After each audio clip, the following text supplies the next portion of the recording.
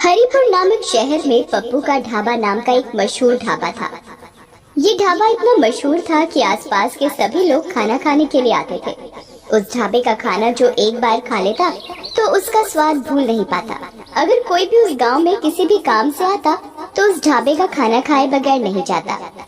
जितना ही वो ढाबा दिन पर दिन मशहूर होता जा रहा था, उतना ही उस ढाबे के मालिक का भी घमंड बढ़ता जा रहा था। अगर ढाबे का खाना बच जाता तो उसे उस खाने को फेंकना मंजूर था, लेकिन किसी जानवर या भूखे भिखारी को मुफ्त में देना मंजूर नहीं था। एक दिन की बात है, एक भिखारी उस ढाबे के पास से जा रहा था। वो काफी भूखा था। उसने बहुत दिनों से कुछ नहीं खाया था, तो वो ढाबे के मालिक के पास गया।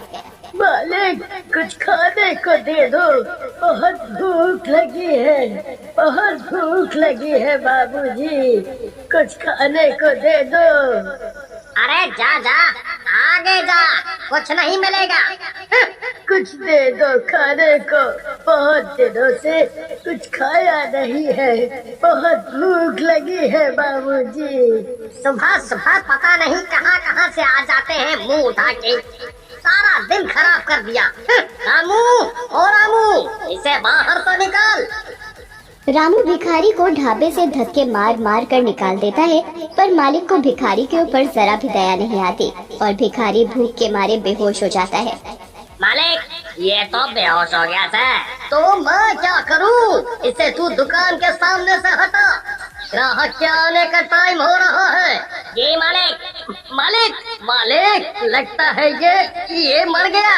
अरे ये क्या बोल रहा है? मालिक, मैं सही बोल रही हूँ। तुम एक काम करो, इसे जो ढाबे के पीछे कुआं है उसमें फेंक दो और किसी को कुछ पता भी नहीं चलेगा। जी मालिक। रामू, किसी को कुछ पता तो नहीं चला? किसी ने देखा तो नहीं?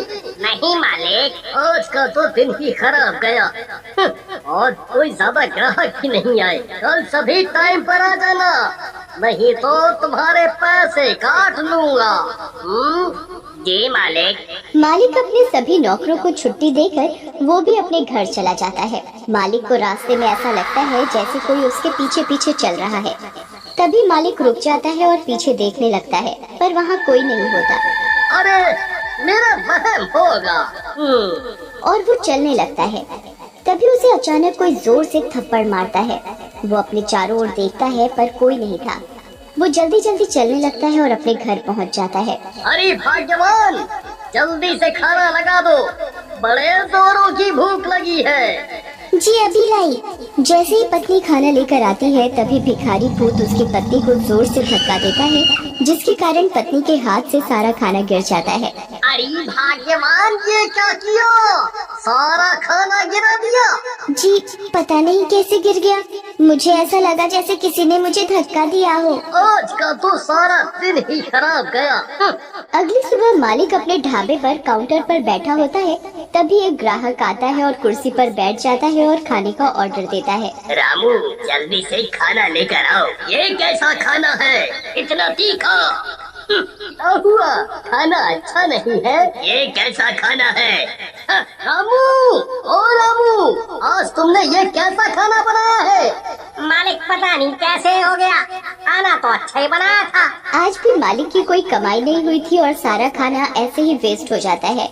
ये देखकर भिखारी बहुत खुश होता है। अगले दिन मालिक अपने नौकर से कहता है, आज ऐसा खाना बनाना कि लोग उंगलियां चाटते रह जाएं। और सभी नौकर और रामू खाना बनाने में लग गए। खाना बनकर तैयार हो जाता है। खाने की खुशबू तो अच्छी आ रही है। तभी ढाबे पर एक ग्राहक आता है। रामू, जल्दी से खाना लो भाई। वाह वाह वाह वाह, खाने की खुशबू तो अच्छी आ रही है। ग्राहक जैसे ही खाना खाने के लिए बैठता है, तभी उसकी थाली से अचानक रोटी गायब हो जाती है। अरे रोटी कहाँ गई? अभी तो थी। वो डर जाता है। वो रामू का आवाज लगाता है। रामू, रामू। जी साहब, क्या हो गया साहब? अरे रामू, मेरी रोटी गायब हो गई। अरे ऐसे कैसे हो सकता है साहब, आपका वहम होगा। ये सारा करा धरा भूतिया भिखारी का था। वही सब ग्राहकों को परेशान और डरा रहा था। ग्राहक डर के मारे भाग जाता है। ढाबे के मालिक को समझ नहीं आ रहा था कि आखिर चक्कर क्या है। ऐसा रोज का काम हो गया और दिन पर दिन ढाबे के मालिक की कमाई कम होने लगी। एक दिन की बात है, शहर से कुछ लोग गांव की तरफ जा रहे थे। उन्हें पप्पू का ढाबा दिखाई दिया। उन्होंने उस ढाबे का नाम काफी सुन रखा था, तो वो ढाबे पर खाना खाने के लिए रुक गए और वो खाने का ऑर्डर करते हैं। रामू खाना लेकर आता है तो वो खाना खाने बैठते हैं तो उनकी शाही पनीर की सब्जी चिकन की सब्जी में बदल जाती है, जिसे देख वो घबरा जाता है। वो जैसे ही पीने के लिए पानी का ग्लास उठाते हैं तो भूतिया भिखारी सारा पानी उनके सिर पर डाल देता है और वो जोर जोर से चिल्लाने लगता है, भूत, भूत, भूत, अरे इस ढाबे पर तो भूत है। और वो वहाँ से भाग जाता है। देखते ही देखते ढाबे पर रोज अजीबोगरीब घटनाएं होने लगी। लोग उस ढाबे को अब भूतिया ढाबे के नाम से जानने लगे। एक दिन रात को ढाबे का मालिक जब ढाबे के गले से पैसे निकालने के लिए गल्ला खोलता है तो वो देखता है कि इसमें तो एक भी पैसा नहीं है और पैसे की जगह मालिक को उस भिखारी का सर दिखाई देता है। ये तो वही भिखारी का सर है जिसे मैंने कुएं में फेंकवा दिया था। फिर ये इधर आया तो आया कैसे? मालिक की आवाज सुनकर ढाबे के सारे लोग मालिक के पास एकत्रित हो जाते हैं। क्या हुआ भाई साहब, आप इतना घबराए हुए क्यों हैं? ये देखो, हमारे गले में भूत है। यहाँ उस भिखारी की खोपड़ी रखी है और उधर से पैसे गायब है। ये सुन सारे लोग बहुत घबरा जाते हैं। अरे भाई साहब, ऐसा कैसे हो सकता है? जाओ, तुम एक बार गल्ला खोल के देख लो, तुम्हें वहाँ एक खोपड़ी मिलेगी। वो एक भूत है, भूत। वो आदमी मालिक की बात सुनकर ढाबे का गल्ला खोलता है, पर वहाँ ना तो कोई खोपड़ी होती है और साथ ही उधर उसके पैसे रखे होते हैं।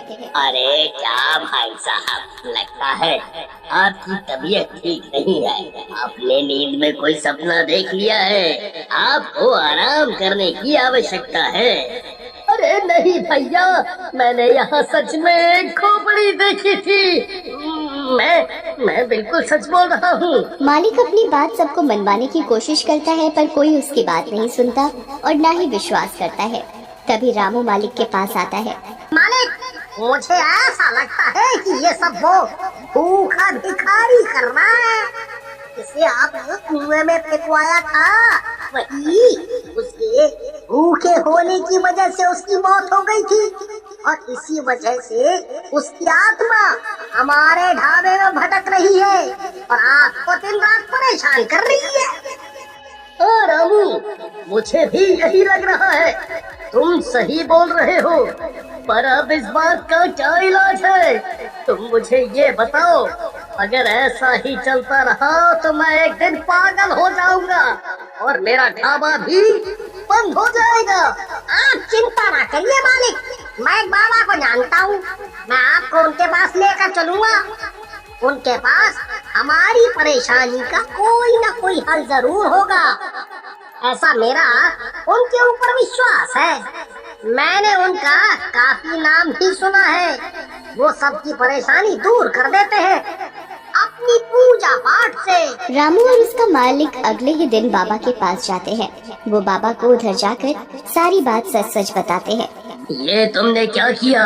तुमने एक भूखे भिखारी की जान ले ली। उसकी आत्मा भूख की वजह से ही तुम्हारे ढाबे में भटक रही है और तुम्हें परेशान कर रही है। बाबा जी, हमारी मदद करो, हमसे गलती हो गई। हम कभी नहीं करेंगे आगे से ऐसा। हमें माफ कर दो बाबा। बाबा अपनी शक्ति से उस भिखारी की आत्मा को बुलाता है। मुझे किसी ने परेशान किया तो मैं सबको मार डालूंगा। मुझे माफ कर दो, मुझे माफ कर दो, मुझसे गलती हो गई। मैं आगे से कभी किसी भी भिखारी को भूखा नहीं जाने दूंगा, नहीं जाने दूंगा। मुझे माफ कर दो। बाबा अपने लोटे से गंगा जल छिड़क कर उस भिखारी को मुक्त कर देते हैं और मालिक से हमेशा गरीबों को खाना खिलाने को बोलते हैं।